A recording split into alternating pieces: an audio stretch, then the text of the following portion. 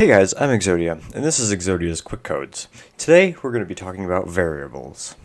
So the first thing you need to know about variables is that you could store information in them, kind of like a box. They'll hold the information, and this could be in the form of an integer value, a number value, a boolean, an object, or really any data type that you could store inside a variable. To make a variable, we'll type out like so, local, then you could call it whatever you want, so I'll say my variable equals, and we'll set it equal to 1. We'll also do local variable 2 equals hello.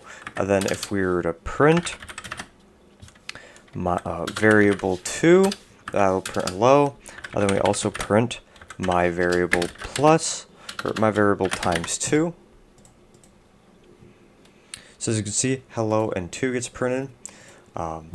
Basically, you could just set a variable equal to something, and then you could use that later on in your code to manipulate it. That variable will hold it until you set the new value later on in your script. So you could set a value like my variable equals 2, and then print my variable. And then we run that again, and as you can see, it prints 2. So basically, variables can be used to hold information for use later on in your scripts. So yeah, hopefully that's a nice short tutorial on variables, and hopefully it helps you understand them. So yeah, see ya.